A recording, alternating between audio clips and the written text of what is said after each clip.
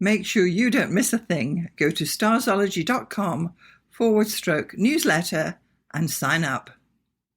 Welcome to the Starzology Astrology Podcast. I'm your host, Alison Price, and I'm here with my good friend and co-host, Arwynne O'Neill. Hello, Alison. It's great to be here. So nice to have you once more. So in this episode, we're going to be talking about secondary progressions. Yes. So this is a forecasting topic. And as I say, I can't believe how long that we haven't spoken about this already. Yeah, it's crazy. It's been like 3 years and we're just finally getting around to secondary progressions. Right. We've done transits, we've done solar returns, I think we've even done solar arc directions. I think so. But for some reason, we never got around to secondary progressions. Yeah, it's excellent. Yeah. So in a nutshell, not that you can put secondary progressions in a nutshell, but basically secondary progressions come from, it's a symbolic forecasting method, meaning that it's coming from your natal chart. And the idea is that we are taking symbolically the sun's movement for one day into the symbolic meaning of 1 year of your life. Yes. So if you're 50 years old, the sun will have moved 50 days through the ephemeris to a certain point, and that would be the point where the secondary progress chart is calculated from. So it's 100% symbolic as opposed to, because the two forecasting methods broadly, I mean, there are many different, little different variations, but are transits and progressions. Progressions are 100% symbolic because you're equating days with years. Yes. Whereas transits, you can actually see that's there to do with where the planets are actually moving as we speak and how that affects where the planets were in your chart. So if like Pluto is going through Aquarius, where does that affect your Aquarius placements currently? That would be a transit, but progressions are 100% symbolic. Yeah. So that's the thing, because transits are the same for everyone. If there's a full moon in Gemini, we've all got a full moon in Gemini. Yeah. But your progressions are entirely different. You will have different progressions to me. I'll have different progressions to the next person. Totally. And it's all to do with your natal chart position the day you were born and how old are you now? Yeah, exactly. So to be clear, two people born on the same day will have very similar progressions. Correct. But apart from that, it's you know. I mean, if they're born at the exact same time in the exact same hospital, they would have the exact same progress chart. Yes. But if they're born, same time, different city, places, time it's zone, entirely different. It'll be different. Yeah. So what you do is then technically you take you say you're 50 years old and then you take the sun's position 50 days from the day you were born, and then not only that's sun's position, but that the positions of all the planets for that 50th day in the ephemeris, and that is your chart. Yeah. That's your secondary progress chart. And you take it for that time of day too. So if you want to, like say 11 a.m., you would go 11 a.m. on that 50 days later. Well, yes. And the thing is that when you realize that it's changing every day because it's the whole thing's moving all the time. Yeah. So it's slowly, these secondary progress planets are moving. Right. Of course, the outer planets will not have moved materially much at all. Yeah. Everything closer than, say, Jupiter will definitely have moved for 50 days. Yeah. So back in the day, before computers were invented, how old are we? You had to do this by hand, and it would take like 7 hours to calculate your secondary progress chart, because you can't just say, oh, I was born on the 1st of January 50 years ago, and we're now in June, and you have to calculate it for the partial year, the partial month, and 6 months and 5 days and 13 hours to get the actual position. So doing it by hand is a nightmare. But fortunately for us, are you with me? I am sort of, but I mean, I would have thought you'd just look at the ephemeris and just take those positions, no? Well, I mean, yes, but they're not exact. They would be from your birthday 50 years. Yeah. Oh, right, because you probably would not have an ephemeris from that. Exactly. Yeah, right. So that's why the advent of computers is absolutely fantastic. And we're using AstroGold to calculate, and we've just calculated your secondary progress chart. Yeah. And we're absolutely thrilled about it. Also, one thing about secondary progress chart, the place is always still your birthplace, whereas transits you would change. Right. So if you've moved from if you're Yeah. born in England and now you live in Canada, you would just go. Yeah. And there's a subtlety in it because it's not moving that much. And we can all say, well, I'm 50, therefore the sun's moved 50 degrees, and therefore all the planets will not have moved 50 degrees, but some of them will because they will have retrograded by progression. Yeah, so there's Mercury quite a lot. will move, the moon will move. Yeah. So there's quite a bit to that. Yeah, Venus, and then all of those inner planets making aspects to the outer planets. And then also you do compare that to your natal chart, right? Yes. Progressed, you would do a bi-wheel. Yes. Super interesting. So how progressions are different to transits? You might say, well, if we're doing transits, why are we doing progressions? But the difference is that transits are happening to everyone right now. Yeah. But your progressions are coming from your natal chart, which is like the acorn of your life. This is my analogy that will grow into an oak tree as you grow. Yeah. And the older you are, the bigger the oak tree is going to get because more things have happened. Sure. But the point is that it's the essence of your chart is the acorn. It's not going to grow into an apple tree. Yeah. So, whereas transits will actually affect your natal chart and say, if it was windy, this tree couldn't grow so much. If it wasn't getting enough water. It's windy for everyone. Yes. So to speak. It couldn't get, Yeah. So there's two different things happening here. And really, as an astrologer, you want to use both at the same time. Absolutely. Yeah. Because it gives you all sorts of information there. Yeah. And when people talk about what's happening in the forecast, or if you listen to other astrology podcasts or even our monthly overarches, we are exclusively talking about transits and the moon and things that are actually happening currently. So those would be transits as opposed to progressions, and progressions are 100% personal. Yeah. Interesting. So it's called a day for a year. That's what it used to be called back in the day. And then you've got something called the progress date, which is today's date. And that would be the date that you'd be looking for in the ephemera. So even though maybe you are 50, but you were, your birthday's next month, you're almost 51, there's going to be a calculation on the progress date. There's just a subtlety there, just by the way. Mm-hmm. But so if you click through to the blog post about this, I do have more details about what we're saying in case this is all going over your head. Hopefully not. Hopefully you know about progression. So once you've calculated the progress chart, it can stand alone. But typically you would put it as a bi-wheel outside your natal chart. Right. So you've got the natal chart on the inside and the progress chart on the outside. Yeah. And that's what we're talking about, basically. Yeah. So we just managed to tap out your natal chart here. We've also calculated your secondary progressions. Just one moment. Yeah, so you would then put the natal chart on the inside and then you would put the progress chart on the outside because everything's going to progress in one movement or another. So, and the sun and the moon always go forward, but all the other planets will have the potential to retrograde. Right. Mm-hmm. And then we've also got the ascendant and the midheaven are going to progress as well, which is kind of interesting. Absolutely. Now, the outer planets are considered more with transits. That's Uranus, Neptune, and Pluto, definitely considered more with transits. And if you even consider Saturn and Jupiter, they don't really move that far. If we look at your chart, for example, your natal Jupiter is at 3 degrees and your progress Jupiter is at 0 degrees. So it's actually 3 degrees. They're both, because it's retrograded. Yeah. But, and then if we considered your Saturn, for instance, bear with me. So natally it's at 2 degrees, but by progression it's now in 4 degrees. Yeah. So as many years as what you are old, it hasn't really moved much. And then Chiron and Uranus, Neptune, and Pluto have virtually not moved, although they can. Yeah. But in general, you're going to be looking at the inner planets, the sun, the moon, Mercury, Venus, Mars. Yeah.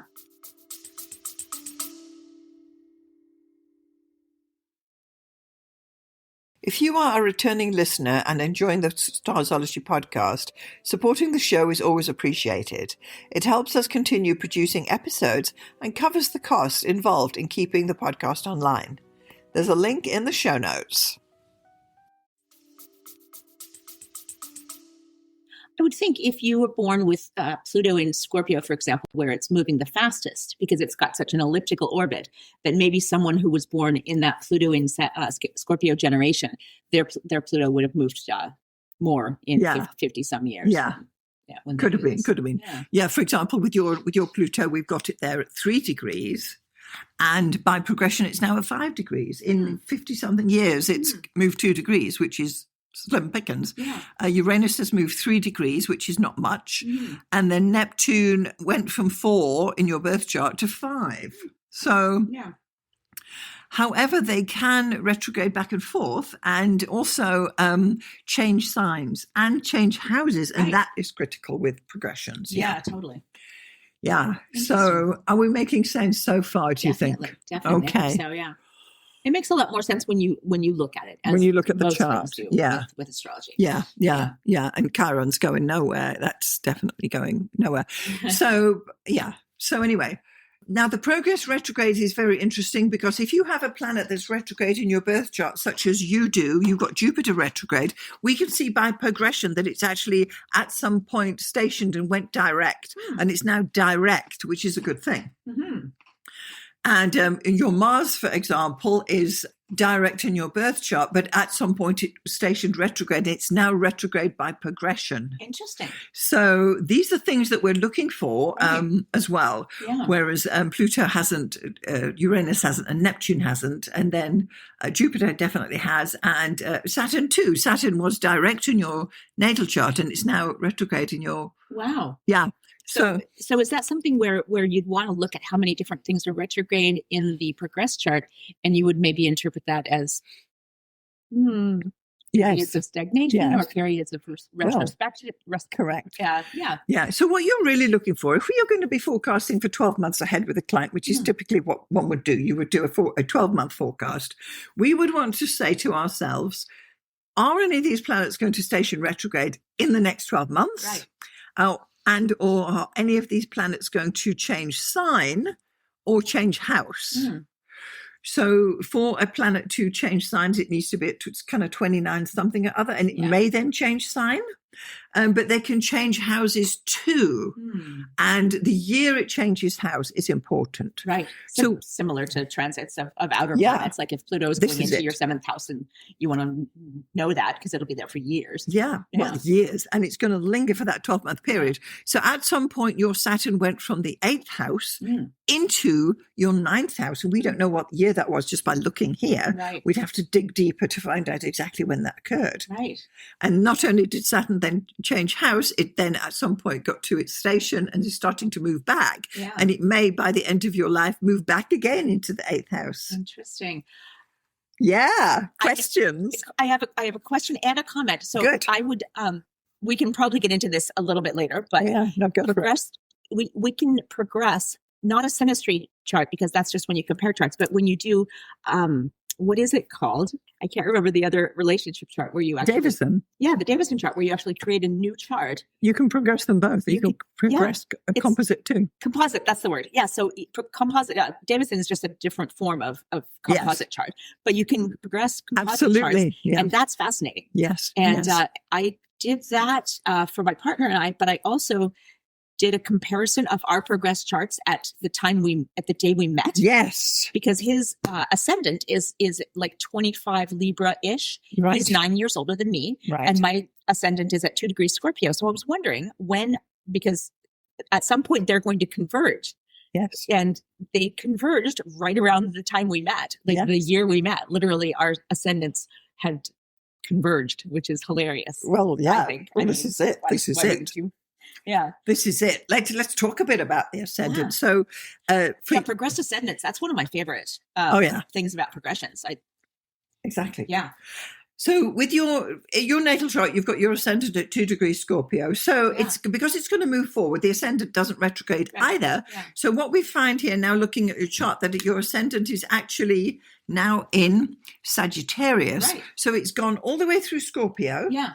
And then at some point it moved into Sagittarius. Right. And it's now at 7 Sagittarius. Yeah. So if we say, for instance, we're going to live to be 100, typically your ascendant will go through 3 signs, which is 30 and 30, and maybe a bit longer. It just depends on the natal chart. Exactly. So if you're born with an ascendant that's near the beginning of the sign, it'll take about 30 years for it to move into the next thing. Exactly. But those are really interesting times to mark. It is. When did your ascendant change by progression? And the important thing about the progressed ascendant means you've got a new progress chart ruler. Right. Oh, yeah. So now your progress chart ruler, because your ascendant is in Sagittarius, is Jupiter. Yeah. Our friend Jupiter. Now, the year that ascendant changed sign would have been interesting if that was part of your forecast. Yeah. But once it's actually spent that 12 months making the shift of that 1 degree, you're kind of set. So you don't really look at that as a forecasting theme. Yeah. But we just take cognizance that it is now in Sagittarius and will be there for another 23 years-ish. Yeah. So Jupiter's kind of running the show for quite a while still. Cool. Yeah.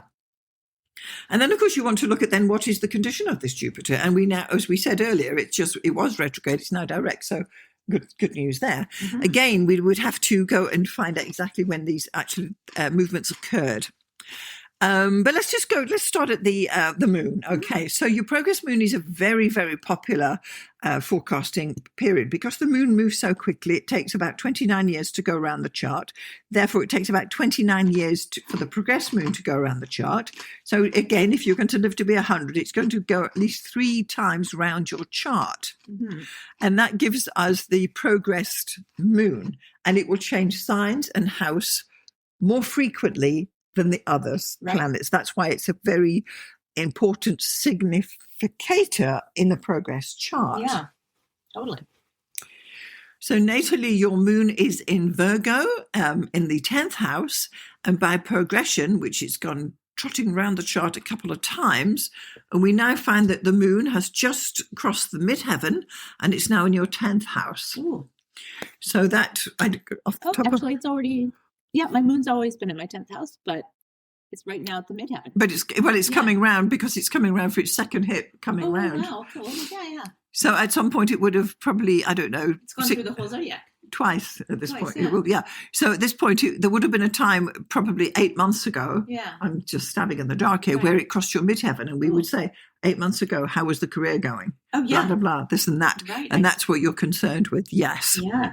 And we've been just in the process of getting my new job almost. Well, that's a theme, isn't it? Yeah, right. That's a theme. So the progress moon is now in Leo, but your natal one is in Virgo. And we also want to pay attention to not only changing signs, but changing houses too. Mm-hmm. So we would say, well, it's going to be in the 10th house for usually 2.5 years, and then it will move on. So it's a good marker. And so you want to pay attention to the progress moon changing signs. And we would say, well, in the next 12 months, will that progress moon move sign or house? It may not, because it's midly in the actual sign, and it's at the beginning of a house. Yeah. But then we are concerned with the progressed moon phase. Mm. So what is the phase that the progress moon is now in comparison to the progressed sun? So if in your natal chart you have a new moon, if we look in your progress chart, we can see you have a last quarter moon. At the moment, that is the phase you are in and will be for about 3.5 years. Wow. Okay. So there's multiple layers of what's going on here that we want to pay attention to. And the moon is particularly an interesting one, because it's moving so fast, you can really look into insights of the progress moon, whereas frequently not much is happening. Right. Yeah. Yeah. Interesting. So on the blog post, I've got an example of the progress new moon for Canada. I mean, we want to pay attention to when is the progress new moon going to occur, and we would look here and say, well, it's probably going to be in 6 or 7 years for you. Yeah. But if it's coming up close, you want to pay attention to it. Yeah. And when you say for Canada, so we're doing a little mundane astrology now. Well, that just happens with the chart I had at hand, where we're looking at when is the progress new moon, and you want to pay attention to that because it's a whole new cycle beginning. Absolutely. Yeah, that's super important for nations. And Yeah, love that. So sidebar here. Yeah. When we lived in Toronto, and my husband said, "Oh, I'm going to Vancouver. You need to come." I said, "No, I'm not going there," because he'd been to Calgary for 2 years and said, "You must come here." I said, "I'm not going there." And then I happened to look at my chart, and I saw that I was getting a progress new moon. That's the progress sun and moon on my IC just in the 4th house. And that is, of course, a move of house. Yeah. And when I saw that, I just threw my hands in the air. I thought, well, I don't need to plant those roses that I was planning to. Aww. And I realized the move was coming, but I wasn't having it. Yeah. And he was here 2 years before I finally decided, okay, I'll sell the house and come. Wow. And it was that progress new moon that occurred for me 14 odd years ago that here I am in Vancouver. Yeah. So these things don't come up often, but when they do, you need to pay attention to them. Right. Because they're going to be big significators of an underline anything that you've already picked out in the transits. Yeah, for sure. That's cool. Yeah. So that's why you pay attention to the phase as well. Yeah. And then we also have a progress lunar return. So this is when the progress moon gets back to its natal position. So there's 2 different cycles running there. So we can see, because the progress moon for you is 18 Leo and your natal moon is at 14 Virgo, it's going to be occurring, in 5 or 6 years? We don't have the dates, but you would be looking to that, and it will occur in your 10th house. So you would be looking at that to start something fresh and juicy. Nice. Yeah, totally. I love that. So there's 2 cycles there. There's the progress lunar cycle, and then there's the progress lunar returns. There are 2 different cycles going on. Yeah. All in one go. Yeah. Cool. So let's just have a look at the other planets. So if we look at the progress sun, clearly the sun is going to move up to 100 degrees in your 100-year life. Yes. So it's going to change signs maybe 2 or 3 times, and it will probably change houses 2 or 3 times. And we can see from your natal chart that the sun started off in the 10th house, and it's now down here in the 12th house. So it's gone out of Virgo, and it's still in Libra. And it's only 6 degrees from the ascendant. Ooh. So this is, again, didn't we just say 7? Yeah. So we're getting these messages here that in 6 years' time, that sun is going to cross your ascendant, can join the ascendant and cross it. And before it does that, it will leave Libra and enter Scorpio. Amazing. Yeah. So Cool. Upcoming, right? Yeah. That's something to look forward to. Love progress sun in Scorpio. Here I come.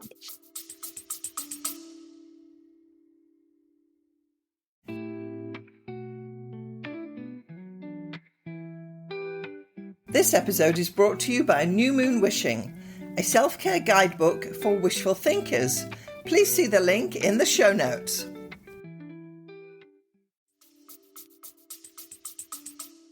Right? Yeah. Honestly, we could go back and actually find these dates. You can find the dates, but I just don't have them at the moment. But this is kind of what you're looking for. So you're looking for the sun changing signs and the sun changing houses. We can see just by looking at this bi-wheel that the sun is going to change its house in probably 6 years. Yeah. Because it's near the end of the house cusp. And we can definitely say that, whereas you can't necessarily say that for the other planets. Yeah. And the fact that the sun only ever goes direct. Yes. Yeah. Yeah. So, yeah. So that's super interesting. We would also, I know we talked in our 225th episode, someone had asked about the progressed chart and how that deals with the aspects that you have in your birth chart and whether they dilute over time. And we had said, yes, they absolutely do. If you're born with a grand cross, it will, provided it's not all outer planets, of course, by progression, those will, it will dissolve into something else over time. And so we would obviously want to look at aspects in the progress charts. Yes, and see, absolutely. Yeah. So then you would want the progress chart standing alone. So let's just calculate that. Cool. So if you want to check out the aspects, you would cast the progress chart by itself and look at the aspects. So we've just calculated your progress chart for today. And we've just noticed that there's actually a grand trine there between the moon. This is your progress moon, your progress Chiron, and your progress Venus. Bringing all these themes of femininity, artistic, healing properties coming together in some way, which is, and of course we need to dig deeper in all of these things. Looking at the chart, there's other things going on as well. But that's an aspect that you don't have in your natal chart. Right. Yeah, I have a grand trine in my natal chart, but not that one. Yeah. So you don't have Venus trine moon in your natal chart. No. I don't think you actually have an aspect between, but at some point the progress moon came into position and said, okay, I'm going to trine Venus and I'm going to trine Chiron while I'm at it. Yeah, my moon is almost unaspected in my natal chart. It's only making a very broad conjunction to my sun. Yeah. Yeah. So this is it. And here we've got the progress chart ruler Jupiter, also now trining Pluto, which it doesn't in your natal chart, I don't think. Or I think maybe it does. I think it does. Okay. Yeah. So outer planet aspects are likely to plane, but the other ones will change because the moon's continuously moving. Yeah. So say you had sun square moon in your natal chart, by progression, you will get then, the moon will then trine the sun and it will ease things up for you. For sure. Yeah. So you do have that situation as well that you want to kind of pay attention to aspects that have formed, and particularly to the chart ruler, which in this case is now actually a Jupiter. Yeah. Yeah, totally. Yeah. Yeah, so you would definitely want to consider the aspects there. Yeah. I guess another thing that we would want to look at, just the same way as we do when we do the monthly overarches, is to look at the elemental balance. Yes. Yeah. Yes. Because, I mean, you'd have one balance when you're born, and then every year it would be different. Well, by progression. It will be by progression. It slowly shifts, right? Yeah, yeah. Some of the outer planets don't move, but your ascendant definitely does. I mean, the fact that your progress ascendant is Sagittarius. Yeah. Yeah. You know, I mean, I basically have like hardly anything in fire in my natal chart, but then by progression, there's, I think, the moon. Yeah. Yeah. We've got a couple of planets there. Yeah. Additionally, you'd want to look at the midheaven too, because the midheaven in your natal chart is in Leo and it's now in Libra. So it's gone through Leo, it's gone through the whole of Virgo, and now it's actually just gone into Libra. So it'll be there for another, give or take, 30 odd years. Yeah. So you want to pay attention to those things. So we've looked at the sun and the moon. Now let's look at Mercury. So Mercury is your first planet that's going to retrograde. But it looks like in your chart, Arwynne, that it actually hasn't retrograded at all. And it's just gone direct because it started off at 0 Virgo. It's gone through Virgo, through Libra, and it's now at 21 Scorpio. Nice. But at some point, it will station retrograde. Yeah.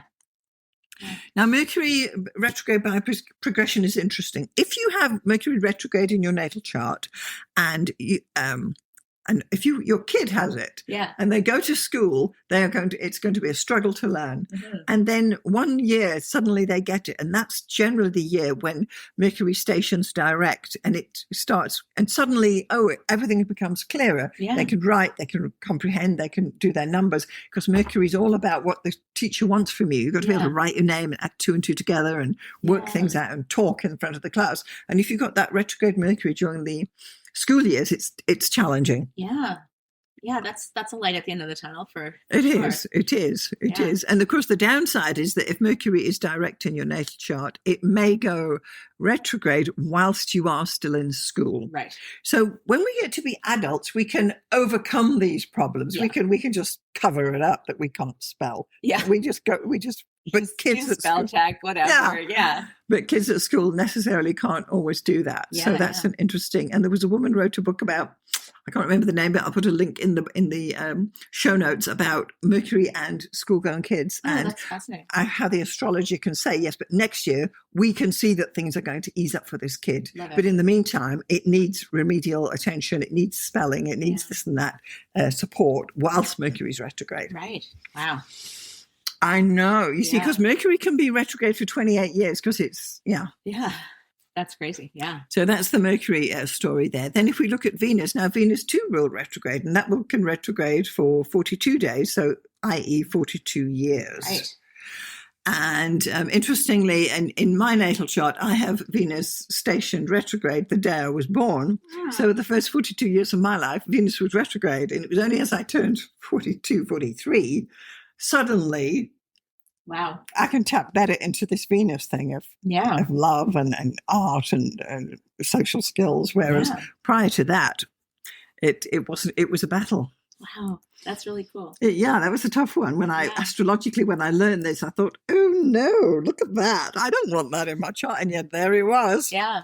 So you had the big number 42 looming, going, okay, just I have to tough it out until I'm 42 and then it'll get easier. Well, yeah. And the thing is too, because it's stationed and it will stay on that degree for like forever. So you've got this whole year of the station occurring and then it moves off. Wow.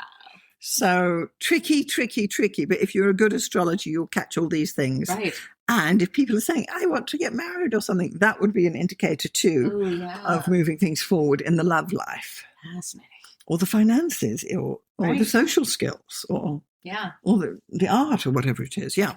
So that's an interesting thing. So for you, your Venus started off in Libra, which is great, and then it's gone through Scorpio and it's now in Sagittarius. So it too looks like it hasn't retrograded since you were born. So bonus for you. Amazing.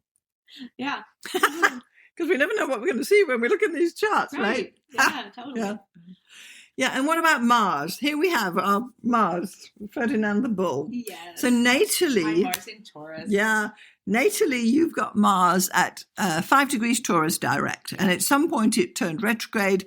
It's now at 3 degrees Taurus retrograde, but it virtually has not moved. Now, typically a progress Mars could move at 30 odd degrees by the time you're your age, but it actually hasn't budged an inch because it did that retrograde. So it's still there, taking the same message. The Mars 7th house Taurus message remains for you. That's hilarious. Yeah. Well, that's, of all the things to be consistent, why not that? Well, yes. So, even though some things have lickety-split moved along, Mars has not gone anywhere. Yeah. So it's, and you are pretty solid in your 7th house arrangements, aren't you? Yes.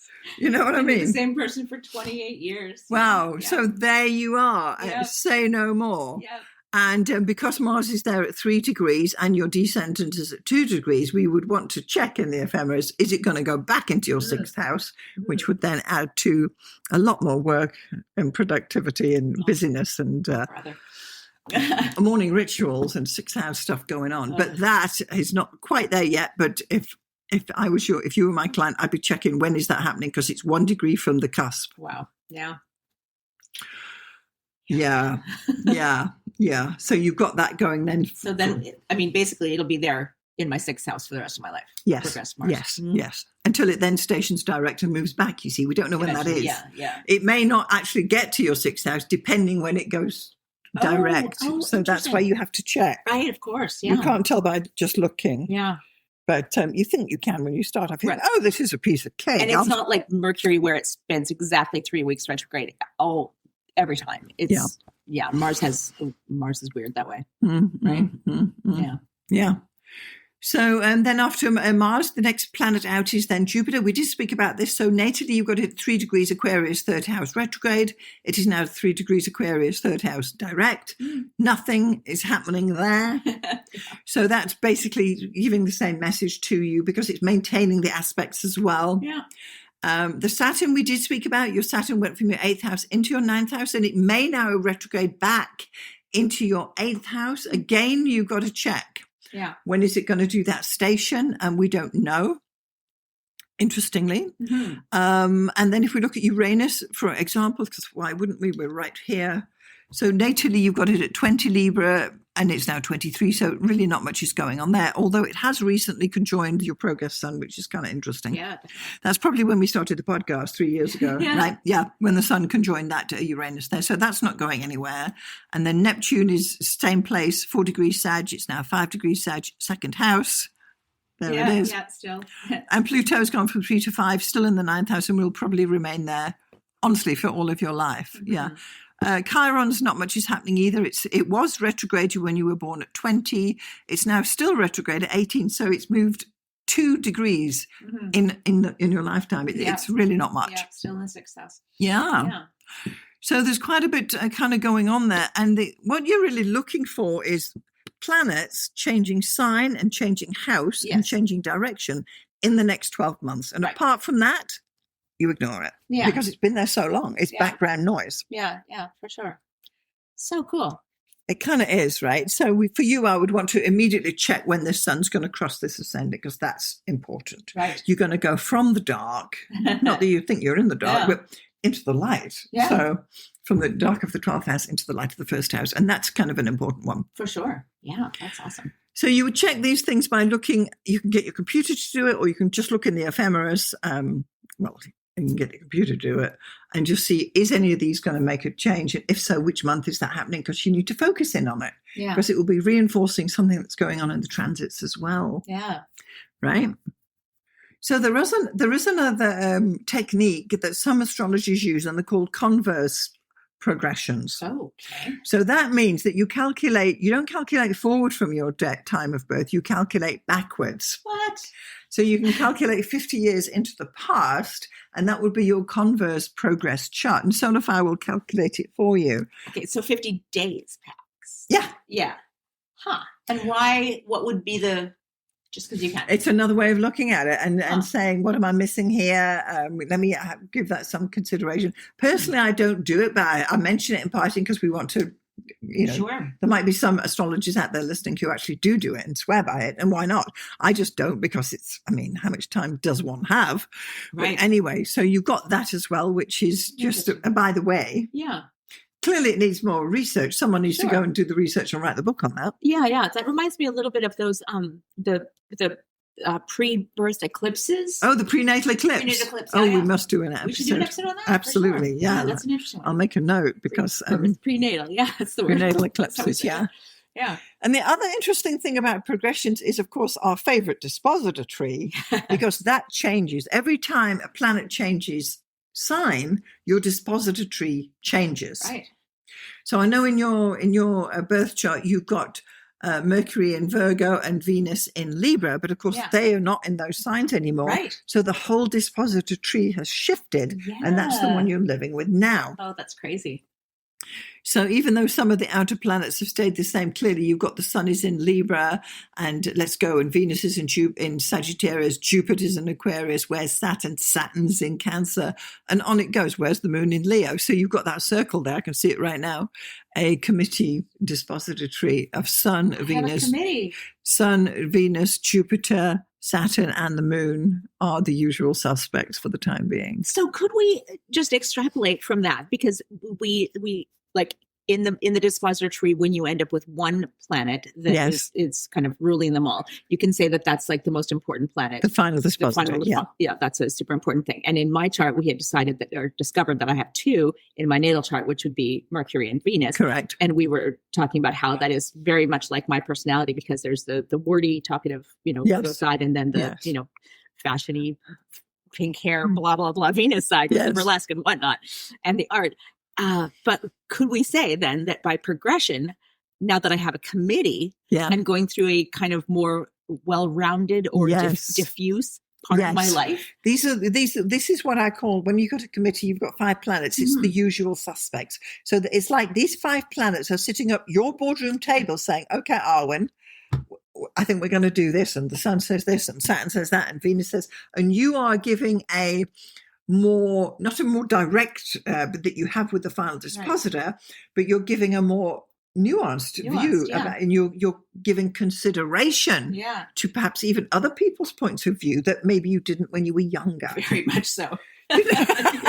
That's very safe to say. Yes. I like to consider it. Maybe it's more like a band than a committee. That sounds more fun. Okay. I've got a whole band now. You do. Your group. It's a 5-piece band. Yes, you do. Yeah. So you've got, what did we say? We got the Sun, Venus, Jupiter, Saturn, and what was it? The Moon. Yeah. So that, because the Moon's in Leo, it's all part of the thing. So the next planet to move off that will be the Moon going into Virgo, but that will then just reduce or break it up. Yeah, it'll go down to 4. The Beatles losing their 5th member. Yeah. Whatever. Well, you'll lose the link. You'll lose the circle once the Moon. That's what's going to happen. Yeah. So for the time being, as we speak this year, you've got this committee of 5, which might be a way for you to say, this is how I'm going to approach life now. I'm not just going to plunge on in and do Mercury, Venus things. Yeah. I'm going to let these other planets have their say. Yeah. Let them step up and speak at the table, as Michelle Obama says, you are welcome at this table, right?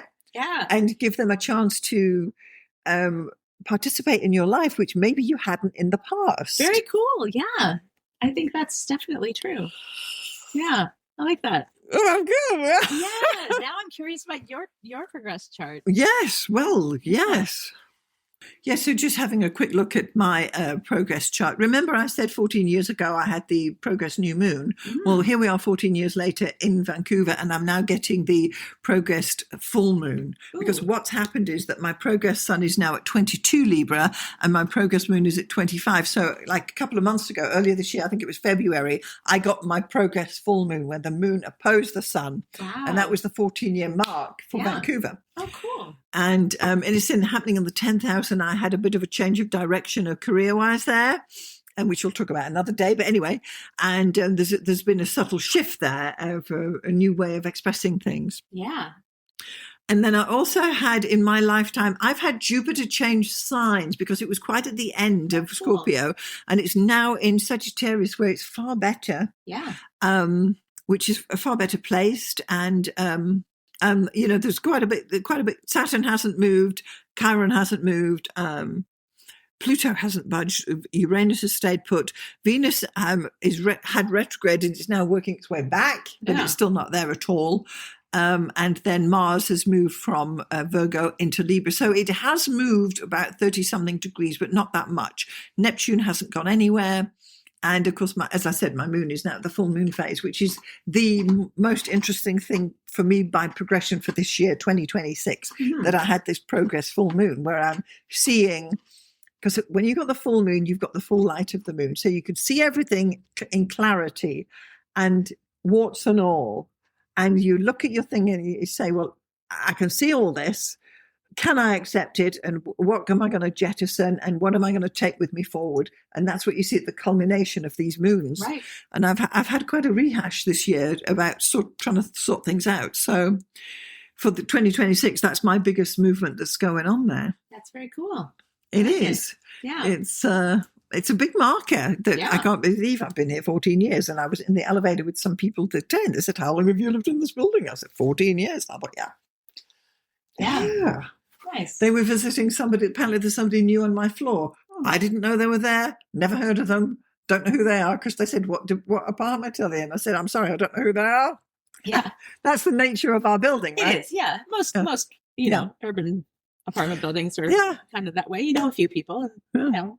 Can't know everyone. 14 years and here we are. Yeah. So what has changed? A lot has changed in the 14 years, but that's because the sun and the moon have aligned up that way. Yeah. Yeah. Cool. So then if we looked at the dispositor tree, I've now got, what have I got? I've got the sun is in Libra and Venus is in Virgo, and then Mercury is in Scorpio, and then Mars is in Libra. So I actually have a loop there as well. Sun, Venus, Mercury, Mars are forming a committee for me too, which I don't have natally anyway. Yeah. So again, it just happens to be that we both have the same type of thing going, but I've got just different planets to use. So cool. Maybe we're also taking a more, well, let me give this more consideration or something. I don't know. Yeah, trying all the different things. Yeah. So, Interesting. So we talked a bit about progressions of composite charts before. Do we want to talk about that? Well, that's something you can do. You can calculate your composite chart and progress it. Yeah, well, or you can take both of your progress charts and make a composite of the two. Yeah. That's super interesting. Actually, I mean, obviously, if you've been together for a while, it's kind of more relevant then. Well, you should get the same chart. Yeah. But more research is required. Yeah. So we're talking about a relationship there. What is the progress? So even if you say you get married, right, and you've got your marriage chart, you can progress that marriage chart and see how is this marriage going to evolve, and it will show in the progressions. Yeah. Same if you start a business, you register a business, and then you progress the chart, and you think, well, how's this? Will this business prevail? And if you chose it right in the first place, it should do, because you picked it for the transits that were happening, and they should develop into good things too. Right. I mean, you can analyze the charts of nations, because you can find the birth time of many, especially the modern nations. Obviously, the older a country is, you don't know what time the charter was signed, generally speaking. But with the U.S., for example, there's a very reputable chart of the start time of the U.S. Signing of the Declaration of Independence, and for most new countries, but also for corporations, which are just as powerful as nations these days. Some of them, I mean, the chart for Apple or the chart for Google, we have very specific dates and times about the starts of those. Well, even their entities. IPOs, because I don't know if we spoke about this before. When Facebook launched its IPO, Venus was retrograde, and it struggled. The share price struggled. But when Twitter did it, who was way smaller, it had Venus direct, and its share price went up. Yeah. But the Facebook did not. Yeah. because they didn't consult their astrologer. Right. ChatGPT must have been in a very good position because it outpaced everybody as far as their. Well, yeah. Yeah. So you've got that as well, that there are many ways to, if you're going to do a full analysis of these things, you would calculate a progress chart and you would look at it. Mm-hmm. But as we've seen, for just a straight up individual consultation, there are only a few things that have cropped up that we would want to say, let me check that sun, let me check that Mars. Yeah. So when you're doing like an hour or I don't know how long your consultations are. Well, they start at an hour, but it always goes on. So you've said a lot of times, like, this is something, if you have an hour, you're going to spend, X amount of time on. Oh, yeah. How long would you spend? This is the 15-minute thing. Oh, okay. Your transits is half an hour. Okay. And your secondary progressions is 15 minutes, basically. And then you've got the other two. It's solar arc directions and solar returns. Okay. And this is not if they're coming to you. This is obviously if they initially come to you, it's probably for a natal. Well, yes. Thing. So this is more like if they're coming back and saying, I want to know what's going on right now. Well, if they're coming back, you're going deeper into the chart because you just can't get through everything, right? Yeah. But if you're just going to be analyzing and they want to forecast, which they do, there's no question nobody doesn't want to forecast. They all want to forecast. You really put 50% of your effort goes into transits and 25% of your effort goes into solar progressions, secondary progressions, because you have to find them. But there's not that many, but you need to know what they mean when you see them, if you've got the new moon or the full moon or the committee or whatever it is. Cool. Yeah, there's a lot to it. Yeah. And this is why technically that if you are considering an astrology reading, the first reading is just going to scratch the surface. You need to book your second and third to go deeper into all the ins and outs of the chart. Right, totally. Yeah. Okay, so we've been talking about secondary progressions, which is a symbolic forecasting technique. We've gone through rather briefly what you're looking for and how to calculate it. And when I first started, I thought, this is just another chart. It's a piece of cake. But then you realize you're actually only looking for specific things. You're looking for markers and like fingers pointing, hey, look at this. And that's what you're looking for. It's not like transit. So it is slightly different. You have to take a different kind of approach to it. Yeah. And every time you have a consultation, you would have to calculate the new secondary progress chart. You can't, whereas a transit, we all know Saturn's in Aries. We can just eyeball that. Right. So with progressions, you absolutely have to cast the chart and go from there. Yeah. Have you found this interesting to you? Yeah. I have used It's a bit complicated, isn't it? It is. And I used to, this is just a thing of going through different phases of one's life as an astrologer. And for a while, I had an application that I really loved, and it worked really well for me. And since I got a Mac, I haven't been able to use it because it's not available for Mac. And I realize that this is a me problem. I get that. But yeah, it's just, I find that I do less of those types of kind of day-to-day calculations and I pay attention to big transits and things like that, what's happening in the universe as we speak, but less about calculating personal things, because it's not as easy as it was when I had this one super convenient application that I loved. This is it. No, I get it. I mean, and I know you're all like, why does everyone use solar fire? I get that, but no. I mean, it's I like Astro Gold. It's just as Astro good. Gold. That's the one. Yeah. Astro Gold. Yeah. But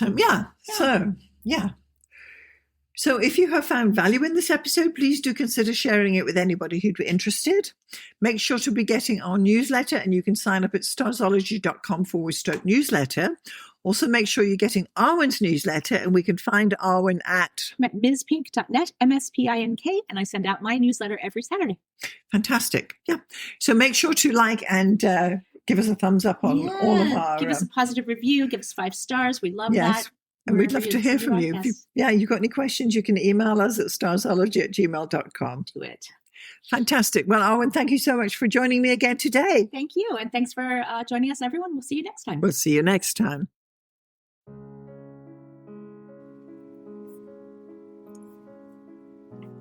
Thanks so much for getting this far through the episode. I just want to take a moment to tell you about the 2 main options of my astrology services. So the first one is coaching. If you are an aspiring astrologer, and by that I mean someone who's perhaps a hobbyist astrologer or someone who's learning astrology or a student, or you've got a few books and you've been doing it for a while, but perhaps you need a little bit of help to bring it all together. Then maybe getting some astrological coaching from me would be the answer for you. The astrology coaching I offer is a 1-hour session on Zoom, and it's tailored to answer your particular questions.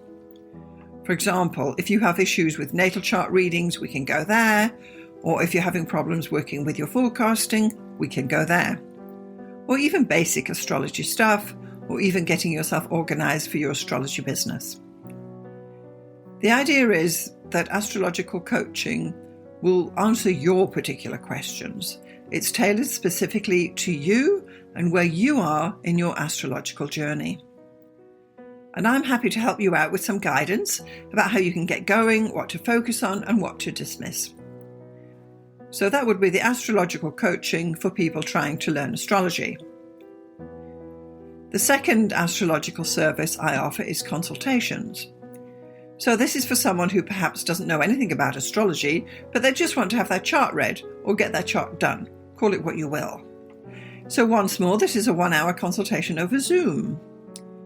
I will interpret your chart, tell you about the main features, tell you about where the energy is flowing, and all the rest of what is entailed in a thorough natal chart interpretation. I can also add in some forecasting in there too, bearing in mind we only have 1 hour. So just in summary, I've got coaching for people who want to learn astrology, and I've got consultations for those who want to get an astrology reading done. I'm Alison Price from Starzology.com. Thank you so much for listening. We'll see you next time.